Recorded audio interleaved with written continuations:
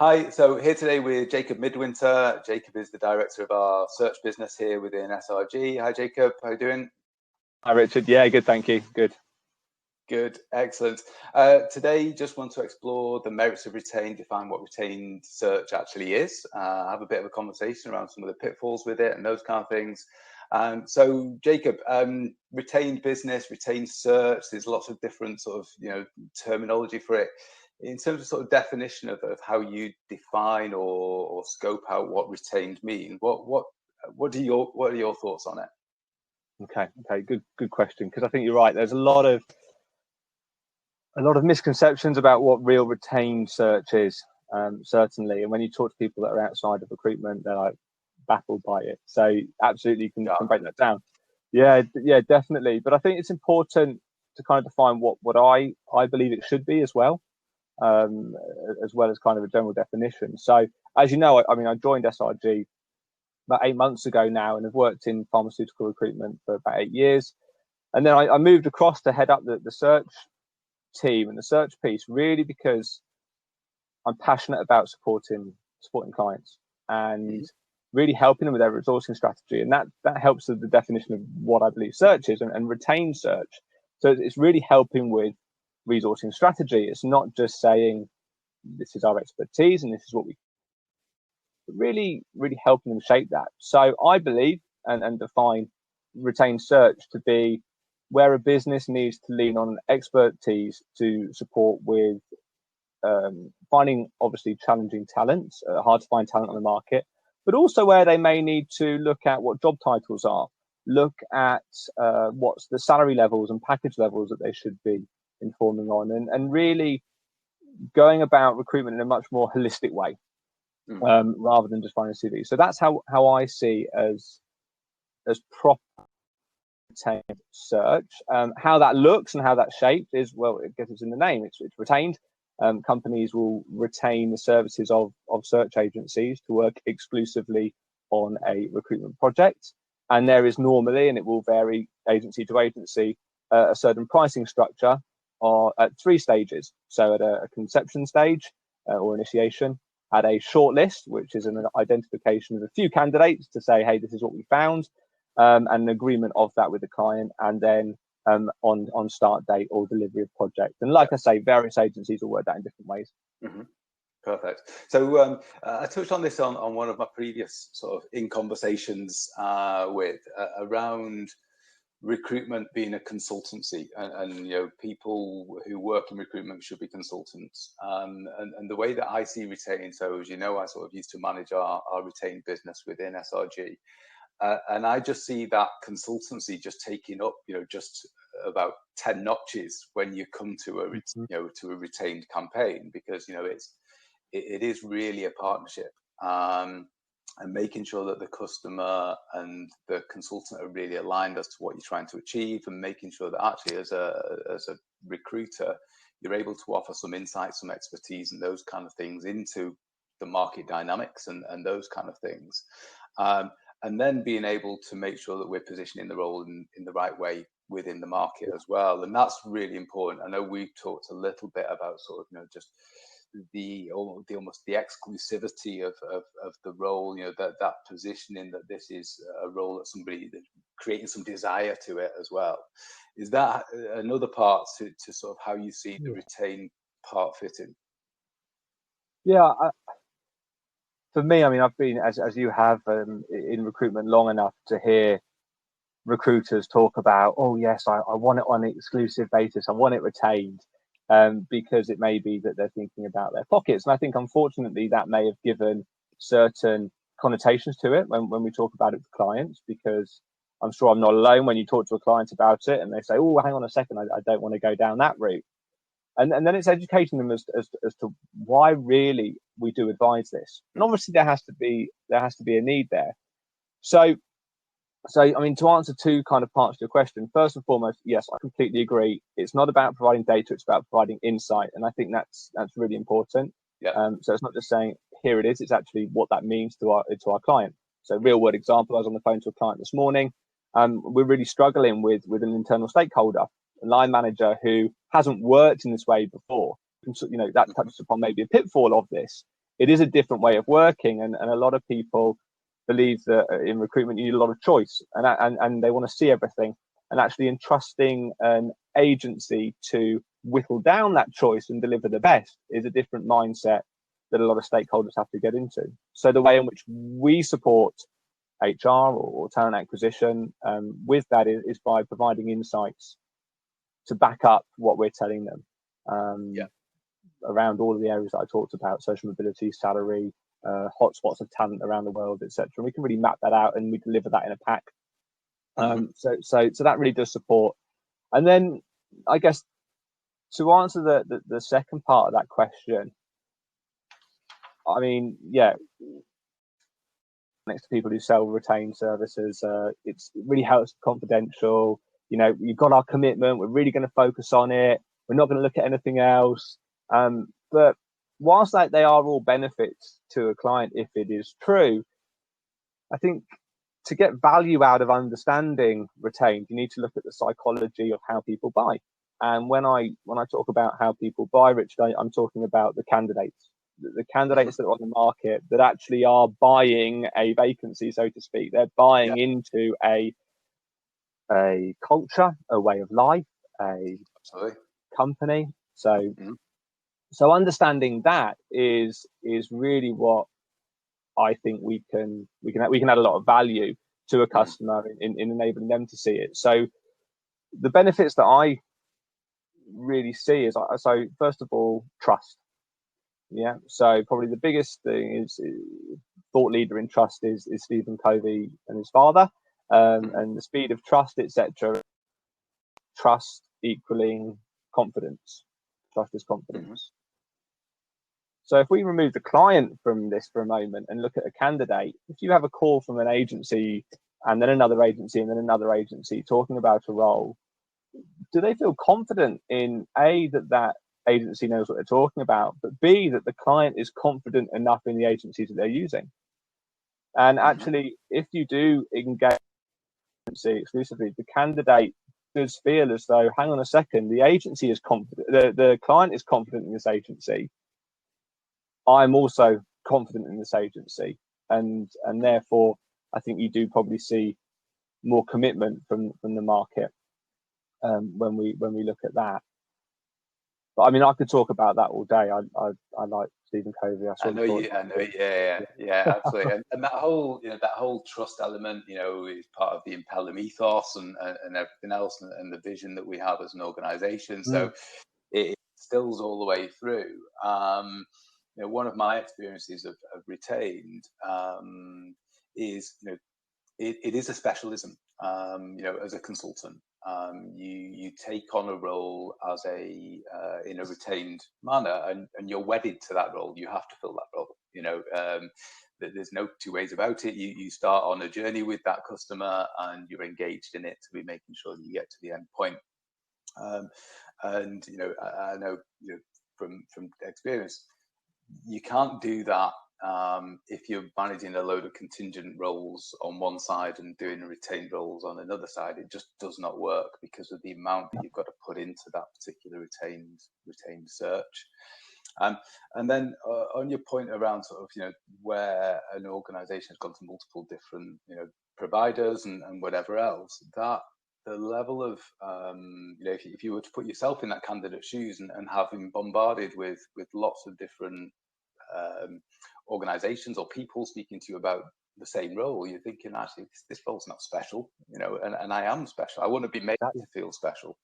So where you can create that sort of pack that you're going to provide to the client around each of the candidates, but also a pack and a knowledge around the insight into the organization, the culture, the benefits, the location, some of the key people that are in there, and all that kind of stuff, how the actual site feels. That then creates real warmth and knowledge that assures the candidate that they know they're going into the right kind of role that fits them as an individual.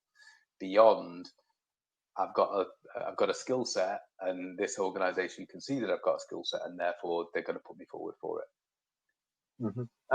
Absolutely. And you talk there about, are they going to feel special? And to look at another thought leader, a guy called Robert Cialdini, an American psychology marketeer, who talks about seven factors in buying. And one of those, I guess, that I think you can consider in this is scarcity. You know, people are more likely to buy something if they feel it's scarce. Yeah.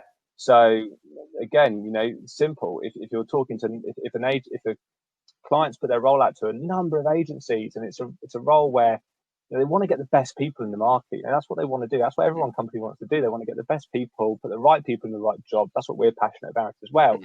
And to do that, you've got to create a level of scarcity of the role. They've got to feel special. So that's what you do. And there's other, you know, buying signals and psychology behind it in, you know, social proof. You know, if someone called you, Richard, and said, hey, I'm looking for a director of a recruitment business, you'd want to understand that they knew what they were talking about. They'd maybe done that before as a candidate. You would want to spend more time on the phone to them and therefore like them, which is another psychology that we have to consider. Do you like this? Do you have a unity with them? Yeah. And an agency working in a retained manner, a proper agency in a retained manner, should take the time to invest and research these individuals so that you are able to find that unity, not just between yourself as a consultant and the candidate, but between the client and the candidate, that unity of thought, the unity of culture, so that there is much more of that buy-in. And when I took over the team, we stripped everything back, Richard, and I said to the guys, I said, look, why do we do this? You know, what is our why? Another guy, Simon Sinek, why do we do this? And the guy said, look, we want to place good people, but importantly for our research manager, you know, she said, I want people to stay in the jobs. Yeah. And again, another kind of benefit to retained is that you are able to test cultural fit. We do, you know, psychometric testing, the color profiling. You know, we talk about strengths that I know you're passionate about, Richard, and strength testing. So you can do all of that to ensure that there is that unity between the candidate and the client, that they're not just going to be there for a year. They're going to see longevity within that business. It's the right hire. And also with the pack that you put together, that knowledge that we impart on our client, they know that the offer is competitive, so that in 6 months' time, this candidate's not going to get blown out the water by a competitor with salary, because we've done our due diligence at this end so that the offer is aligned to the market rate. Yeah. No, absolutely. You know that I'm passionate about the strength side, but you know that is a real important thing, is that actually, you know, within strengths for me is around engagement and making sure that people are working within the right role for their talents, for their natural sort of passions and energies. And that also links with corporate goal alignment and those kind of things as well, because, you know, if the mission of an organization is completely different to your own embedded values and beliefs, you're not going to be engaged in that. You're not going to want to stick there, and you know, they're going to move on within 6, 12, 18 months. And actually, we are, you know, within search and as a recruiter, generally, you're wanting people to stay with an organization for a longer period of time, to become an advocate of your business. I talked about career for life in one of these previous in conversations as well. And that's really important to me, to us as a business, to be creating that longevity of partnership and relationship. And you can only do that when you really understand the individual. Absolutely. When you really understand the company that you're representing, and the candidate. And again, when we kind of then flip back to the company perspective, our client, I'd be very surprised, let's say, that if they had the time to invest the right level of conversation and engagement with multiple agencies, rather than just dedicating that with one. If they have got that time, then then I'd worry that they need more people. Maybe. Yeah. I really would. But I think I was going to sort of say, when you were talking then about sort of goal alignment and strategy, you know, we joke that, you know, in exams and through sort of university and school, you can have those individuals that are really good. They just know how to pass an exam. Yeah. And it's just like one exam, you know how to pass it. And there are people out there on the market that know how to interview really well. Yeah. You know, I'd like to say that I know how to interview really well because I've trained on it. And when you just sent your CV across, you could be the best person at writing a CV. You know the questions that get asked, so you can prep really well. And all of a sudden, the client can make an offer, and they've got this person they think is great, and they may be great, but are they aligned to the organization, as you say? And that will unravel. Whereas through the retained approach that we take here, there are so many areas that we test to give that kind of rounded profile, the whole person, I guess is what we look at. And therefore you are much more unlikely to get those individuals that can fluke an interview and impress, because we're actually drilling down into their mind, I guess. Yeah, no, absolutely. And, you know, without doing retained a disservice, there's the right process and there's the right service within recruitment for the right role. You know, not everything is suitable for retained, far from it. So what are the key things, you know, and you know, appreciating time, what are the key things that you look for to be making sure that the role is right for a retained search? Absolutely. Such a good point. So many businesses may feel as though they love retained, they've worked in that way before, and they try and do a role that, so the flip side, that isn't suited to retained, and they don't have success. Absolutely. So where we, okay, not what I think. What do our clients utilize us for? I think it's probably the better way to look at it. We would take on projects where a client may be unsure about how a role should look. They know what skills they want, but they're not sure on a job title or a salary. So that could be one piece. The second would be a team build. So there's a significant amount of recruitment that needs to be done. It all needs to be packaged nicely. There needs to be one message going to the market. All needs to be managed very tightly. There could be confidential searches that we need to approach in the right way, and there could be a lot of mapping at the early stage that's done before we then press green. And niche, hard to find talent. You know, that really hard to find talent. And that's just not on a skill base. That could be, for example, an entrepreneurial mindset. There's a lot of biotech startup businesses out there that will come to us and say, look, we've got this talent, this skill that we could probably find readily on the market, but actually the mindset of that entrepreneurial flair to really get our business off the ground is what we need. And that needs more than just here are some CVs. So that, I guess, hopefully I've rounded that up quite nicely. And that's what our clients come to us for.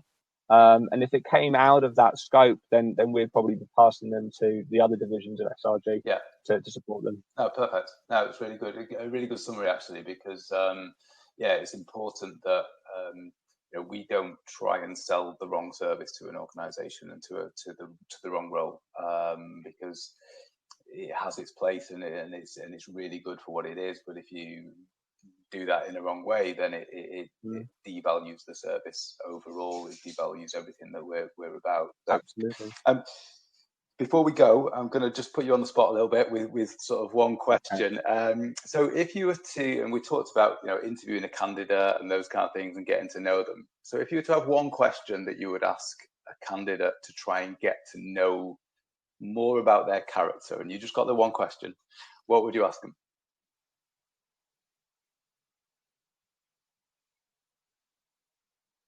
That's a great question, Richard.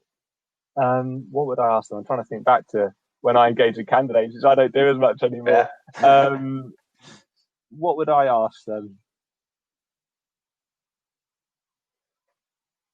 I think probably a good question for me is, or why I would ask this question is because I think it's good to understand how people think, and I've talked about that a lot.